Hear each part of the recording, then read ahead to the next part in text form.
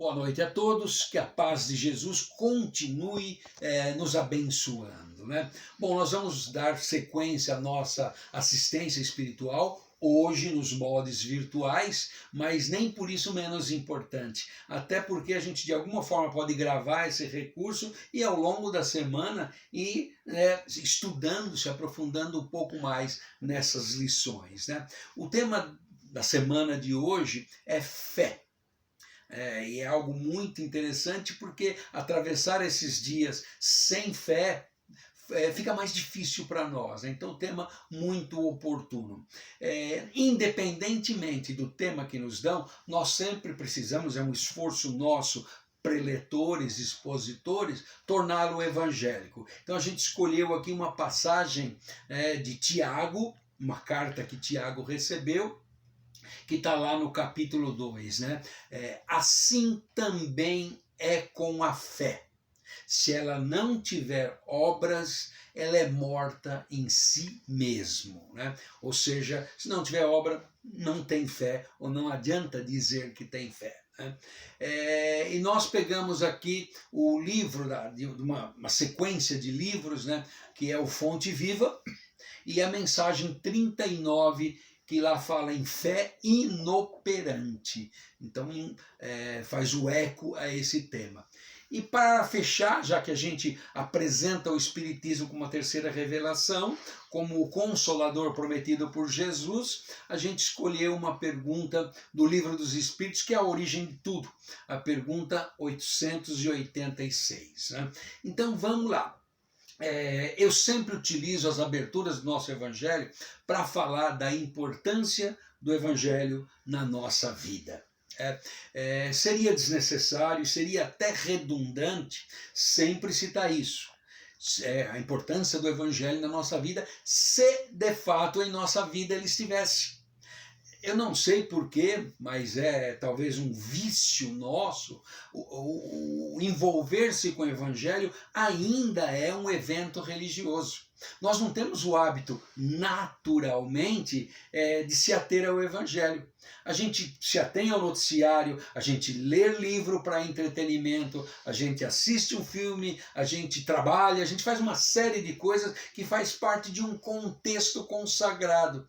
Mas nesta consagração às coisas da matéria, já que estamos encarnados, a gente ainda não colocou o Evangelho. Ele continua sendo um evento ligado à religião e isso não é adequado para as nossas necessidades, né? Ele seria redundante, vamos dizer assim, olha, poxa, estou falando demasiadamente, se ele fosse um manual onde a gente consulta soluções para os nossos inquietantes relacionamentos, seja em que setor que for. E ele não é utilizado. Pelo contrário, quando a gente tem um problema grave de relacionamento, parece até que a gente esquece do Evangelho, né?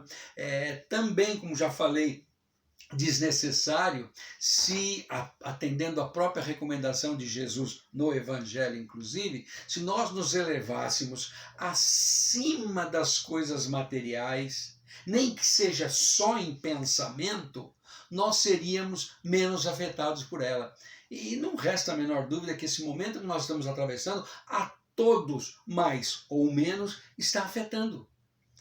Por quê? Porque nós não estamos usando o Evangelho, não debaixo do braço, mas no coração, ou até numa figura debaixo do braço e no coração, para poder passar naturalmente, incólume, né, por esse momento que nós estamos atravessando. Tanto é verdade isso que nós falamos, que o tema de hoje é fé.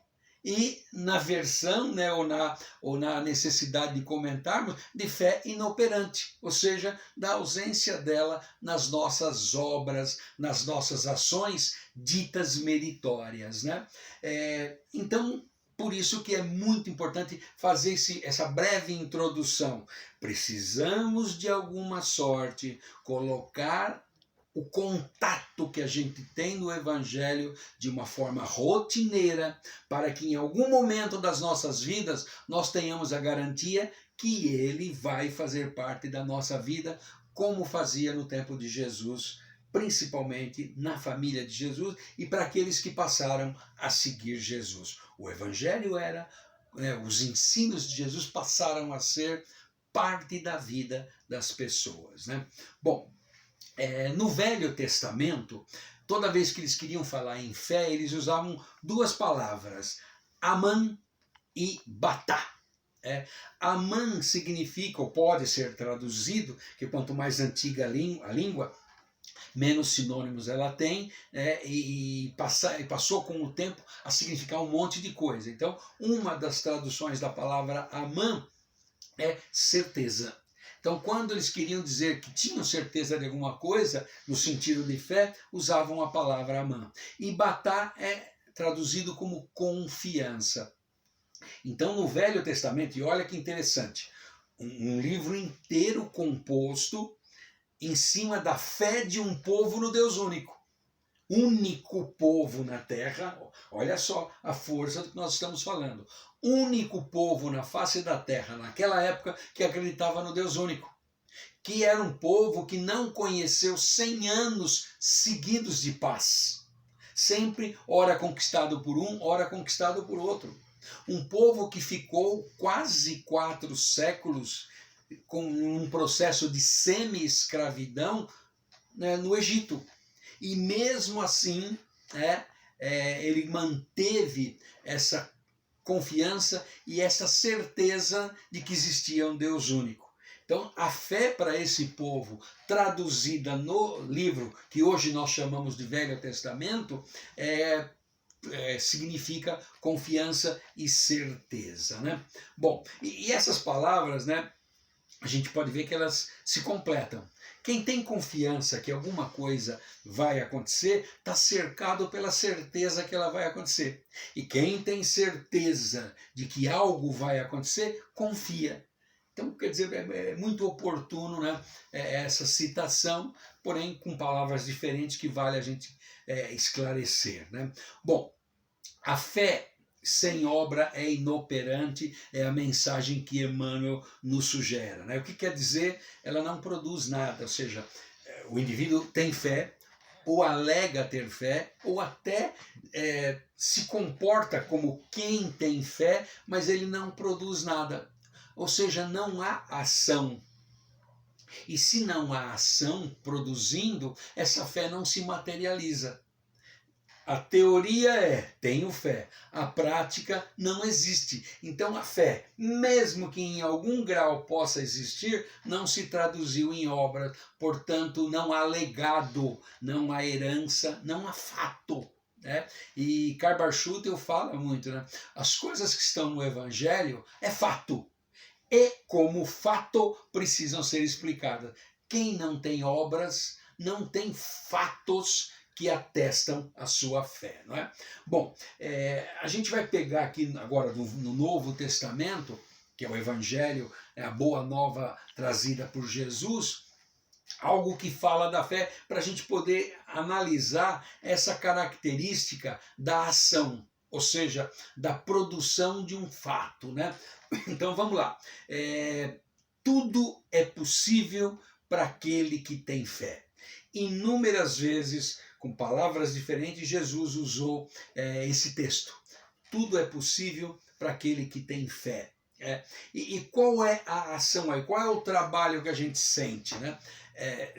Estudando ou percebendo a história dessas pessoas que foram brindadas com essas frases de Jesus, a gente percebe que eram pessoas simples, com relativa ignorância, mas que ao lado do mestre se sentiram poderosas, portanto se sentiram confiantes e tinham certeza de que aquilo que ele falava era verdade.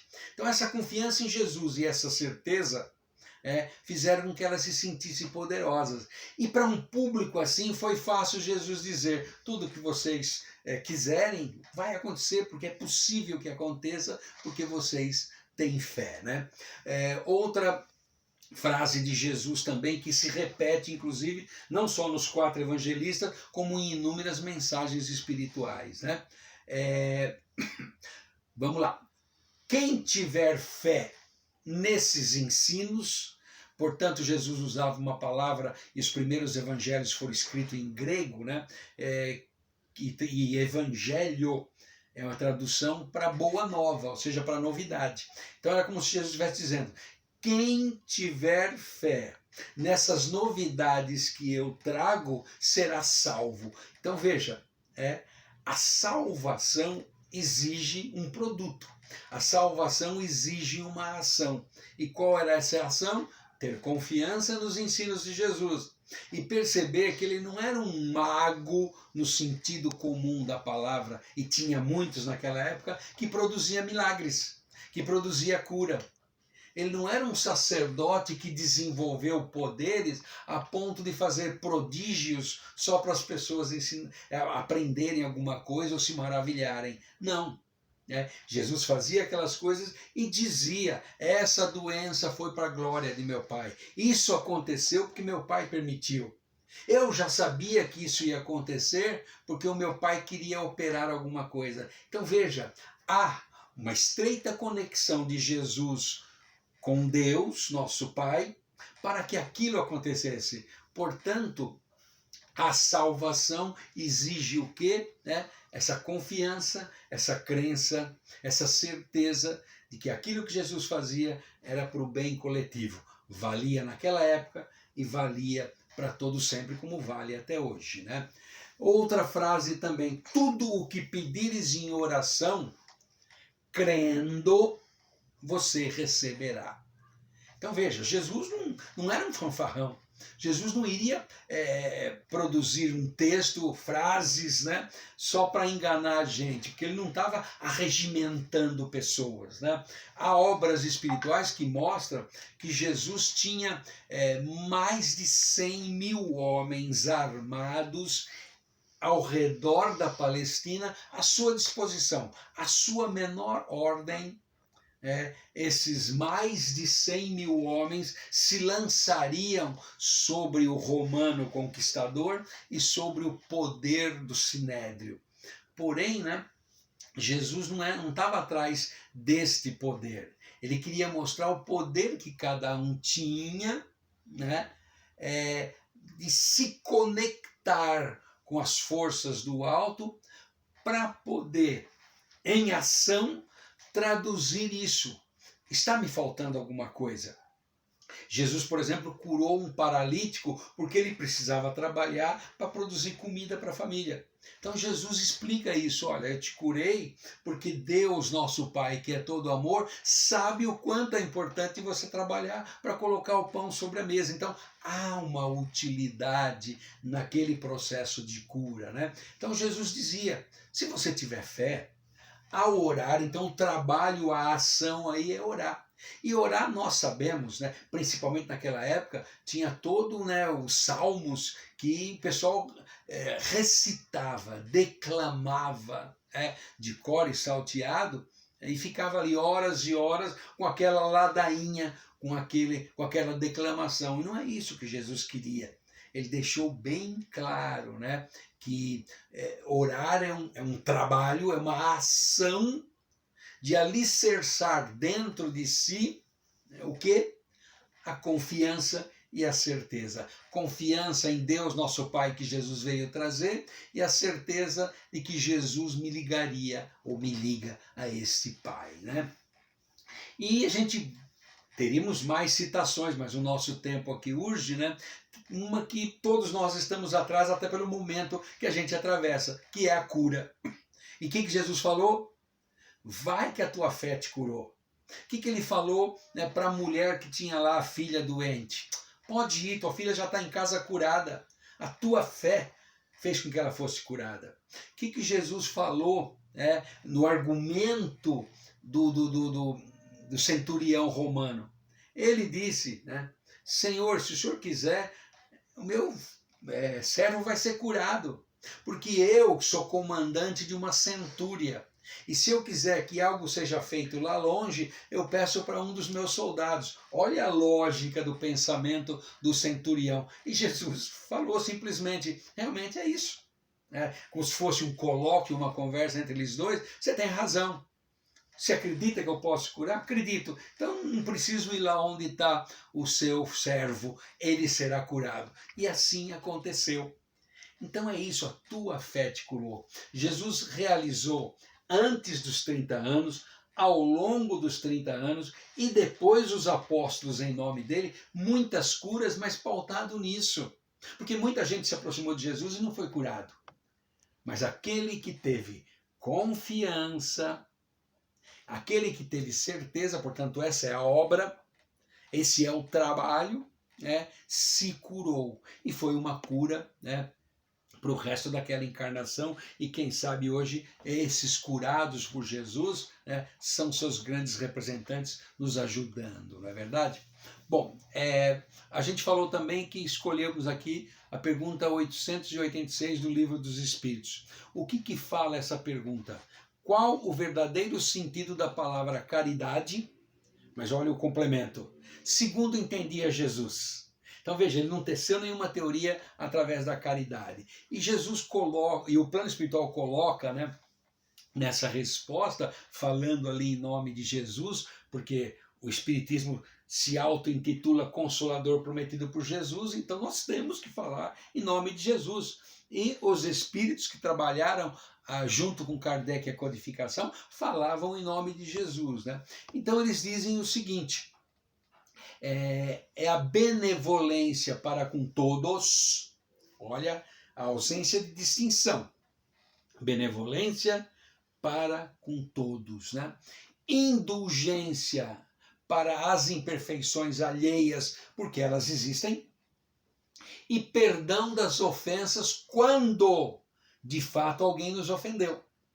Então veja esse quadro que o plano espiritual pinta em cima dos ensinos de Jesus. E aqui está dizendo o verdadeiro sentido da caridade. Aí alguém podia estar perguntando, mas pera lá, o que isso tem a ver, né, com a fé e o fato da fé ser inoperante? Juntos aqui a gente construiu o raciocínio. Fé precisa de obra, ou seja, fé precisa de trabalho. Trabalho no meio cristão daquela época, principalmente pintado por Paulo, que foi aquele que criou uma teologia em cima do que Jesus falou, significava caridade. Tanto que várias vezes Paulo falou: o bom trabalho que podemos executar em nome de Jesus é a caridade, porque a caridade é amor em ação, e Deus é todo amor. Então vejam a lógica, que não é uma lógica do mundo. A gente, por melhor que queiramos ser na profissão, no lar e assim por diante, nós não estabelecemos essa lógica. Por isso que a gente precisa, por isso que o Evangelho é novidade, por isso que o Evangelho não faz parte da nossa vida. E a gente tem que penetrar numa lógica que não é a nossa, numa prática que não é a dos nossos dias comuns, para poder se contagiar disso, alicerçar a confiança nesse processo e ter certeza de que estamos no caminho correto. Não por estar, mas porque optamos, escolhemos por estar nesse caminho. Então, se nós entendemos que a fé precisa de trabalho, olha o trabalhão que nós temos aí na frente como ideal, né? Benevolência, indulgência e perdão. Para conquistar essa trilogia, gente, nós precisamos ter muita confiança no que Jesus colocou, porque senão, tal qual aquela época, vai nos parecer totalmente absurdo perdoar o inimigo. Poxa, como é que eu posso perdoar esse cara que é capaz de dar uma facada pelas costas? Vai ser muito difícil eu ser indulgente com a imperfeição alheia, principalmente quando, na minha opinião, a pessoa tem essa imperfeição porque ela quer utilizar-se dela para poder ganhar dinheiro, para poder prejudicar alguém. Então veja, por isso que eu estou falando que a lógica de Jesus transcende o que está acontecendo ao nosso redor. Então nós temos um trabalho muito grande, que não é só o de evoluir, que não é só o de sustentar uma família, ou fazer parte como voluntário de uma casa como essa, que está organizada e que dá muito trabalho para nós. O grande trabalho, a grande tarefa que começa nessa encarnação, mas que vai nos perseguir durante outras encarnações, é exatamente esse. Ser benevolente, que é uma característica de um caráter, portanto, constrói, faz parte de um caráter, né? Para com todos, ou seja, sem distinção. Ser indulgentes, porque pela alteridade nós sabemos que o outro é diferente. E por ser diferente, vai fazer as coisas de uma forma diferente como eu quero. E perdoar as ofensas, porque quando ninguém me ofendeu, eu não tenho que perdoar. Quando eu não me sinto ofendido, mesmo que alguém tenha agido contra mim, também não tenho que perdoar. Quando é que eu tenho que perdoar? Quando de fato machucou, quando de fato doeu, quando de fato prejudicou. Então está aí a grande recomendação da grande obra. Nós queremos ter fé, não vamos medir lá a semente de mostarda, que é a menor de todas as sementes, e dizer, opa, que legal, eu tenho fé sim. É pequenininha, do tamanho de um grão de mostarda, mas eu tenho. Não, não é esse. Vamos sim alijar, tirar, erradicar de dentro de nós os obstáculos que não permitem, ou pelo menos dificultam, de eu ser benevolente, de eu ser indulgente, de eu abrir a possibilidade para o perdão. Então é isso que a gente queria dividir com vocês, por essa grande oportunidade de juntar o Evangelho, uma obra de Emmanuel que fala principalmente para nós, aprendizes, servidores e discípulos de Jesus, e com uma pergunta do Livro dos Espíritos, porque é lá que tudo começou. Que Jesus nos abençoe agora e sempre.